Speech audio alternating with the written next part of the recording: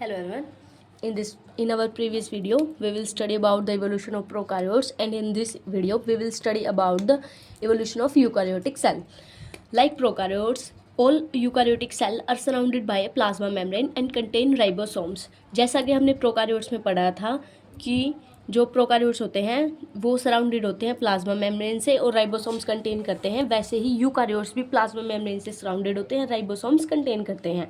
However eukaryotic cells are much more complex. जो eukaryotic cells होते हैं वो प्रोकार्योटिक सेल से बहुत ज़्यादा कॉम्प्लेक्स होते हैं एंड कंटेन न्यूक्लियस, और ये न्यूक्लियस भी कंटेन करते हैं. जैसा कि हमने पढ़ा था कि प्रोकार्योट्स में न्यूक्लियस एब्सेंट होता है. And a variety of cytoplasmic organelle, और इसमें वेराइटी होती है साइटोप्लाज्मिक ऑर्गेनेलीज की. The larger and most prominent organelle of eukaryotic cell is the nucleus. सबसे जो बड़ी होती है प्रोमिनेंट जो ऑर्गेनेली होती है यूकार्योटिक सेल में वो क्या होती है? न्यूक्लियस, जो कंटेन करती है genetic information of this cell which is eukaryotic is organised as linear, जो लीनियरली यूकार्योटिक सेल में अरेंज्ड होती है rather than cellular DNA. The nucleus is the site of DNA replication of RNA synthesis.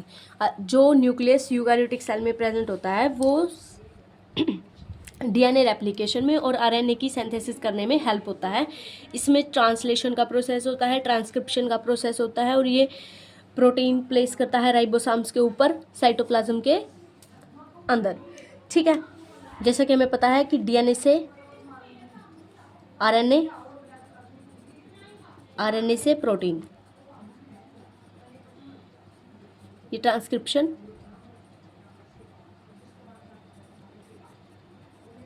ये translation.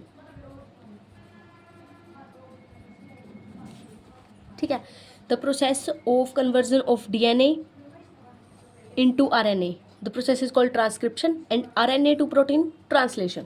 ठीक है, two of the organelle mitochondria and cytoplasms roles play in energy metabolism.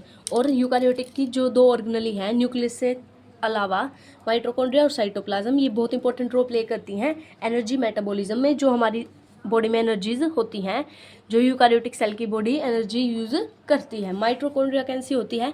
Which are found in almost all eukaryotic cells. जो mitochondria है वो almost हर एक eukaryotic cell में present होती हैं. Are the site of oxidative metabolism, और ये site होती है ऑक्सीडेटिव मेटाबॉलिज्म की, and responsible for generating ATP from the breakdown of organic molecules. ठीक है, ये यूकार्योटिक सेल्स में हर उसमें प्रेजेंट होती है. ये साइट होती है ऑक्सीडेशन मेटाबॉलिज्म की, और ये रिस्पॉन्सिबल होती है एटीपी जनरेट करने में, ताकि ऑर्गेनिक मॉलिक्यूल्स को ब्रेक करके एनर्जी प्रोड्यूस की जा सके. Next chloroplast. Chloroplast are the site of photosynthesis. Chloroplast photosynthesis की साइट होती है. फोटोसिंथेसिस क्या होता है? जो प्लांट्स खाना बनाते हैं सनलाइट को यूज़ करके, CO2 को यूज़ करके, उसको बोलते हैं photosynthesis, and are found only in the cell of plants. और ये सिर्फ प्लांट्स में यूज़ होती है. एंड ग्रीन एल्गी में प्रोड्यूस होती है. Next type points are lysosomes and peroxisomes also provide special compartment for the digestion of macromolecules. Macromolecules के डाइजेशन करने के लिए यूकार्योटिक सेल्स में लाइसोजाइम्स और पेरोक्सीजाइम्स होते हैं. ठीक है, फॉर वेरियस ऑक्सीडेटिव रिएक्शंस करने के लिए मैक्रोमोलिक्यूल्स की. ठीक है, vacuoles also include digestion of macromolecules. Vacuoles भी इसमें बहुत सारे प्रेजेंट होते हैं ताकि हम मैक्रोमोलिक्यूल्स का डाइजेशन कर सकें. In eukaryotic present Golgi apparatus and endoplasmic reticulum, and also present rough endoplasmic reticulum. Rough endoplasmic reticulum किसके लिए बोलते हैं? जिन एंडोप्लाज्मिक के ऊपर राइबोसोम्स होते हैं. अगर राइबोसोम्स प्रेजेंट होंगे तो उनको रफ एंडोप्लाज्मिक रेटिकुलम बोल देंगे. But also in synthesis of lipids की सिंथेसिस में भी यूज होते हैं. लिपिड्स की सिंथेसिस कौन करवाता है? Smooth endoplasmic reticulum. Thank you very much you all.